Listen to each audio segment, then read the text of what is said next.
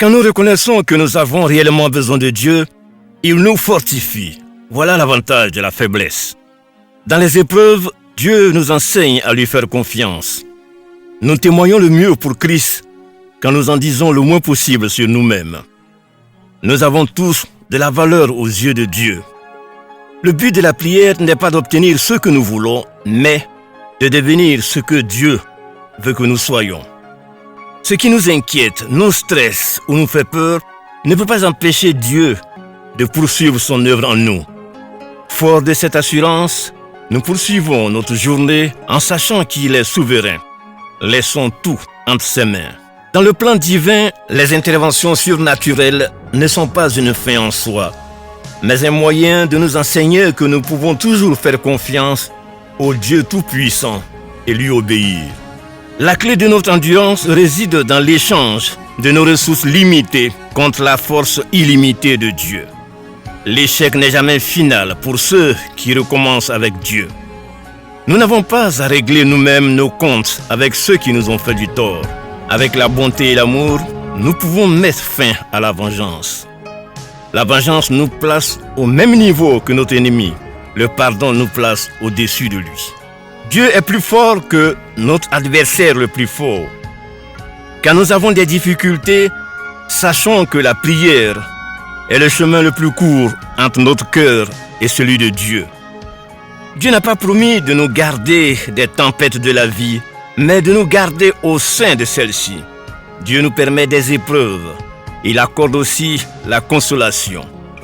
Au lieu de nous plaindre des épines parmi les roses, soyons reconnaissants pour les roses parmi les épines. Même dans notre chagrin, Dieu nous donne une lueur d'espoir. Celui qui s'attend à Dieu n'est pas écrasé par le poids de l'adversité. Pour vaincre l'habitude de nous plaindre, comptons nos bénédictions.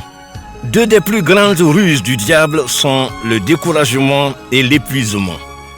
Combien de croyants n'ont pas pris possession des promesses et des bénédictions de Dieu simplement parce qu'ils étaient fatigués de lutter et qu'ils ont abandonné juste quelques instants avant que tout ne soit à eux. À quelques centimètres de conquérir leur terre promise et ont laissé tomber leur épée et leur bouclier à terre. Ô Seigneur, aide-nous à cesser de courir par nos propres forces et à être revêtus des tiennes, à écouter la voix du grand capitaine que tu es, surtout quand il n'y a plus d'espoir d'arriver à bon port. Hey, quand il n'y a plus d'espoir d'arriver à bon port, permets que Jésus-Christ soit ton grand capitaine. Hey, quand il n'y a plus d'espoir d'arriver à bon port, permets que Jésus-Christ soit ton grand capitaine.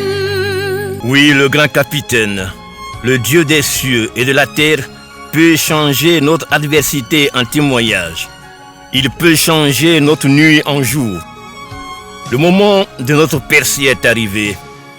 Dieu ne va pas nous laisser dans le gouffre de la pauvreté, de la pénurie, de l'adversité. Dieu va nous élever de la vallée de la limitation et de l'échec. L'adversité que nous traversons aujourd'hui est une bénédiction déguisée. C'est un ascenseur pour une élévation glorieuse. C'est notre temps, c'est notre saison. Je vois nos ennemis se prosterner devant nous et reconnaître que le Dieu que nous adorons est le Dieu de tous les défis. N'abandonnons jamais. Croyons en nous et croyons au potentiel que Dieu a mis en nous. C'était Dieu est au contrôle, numéro 13.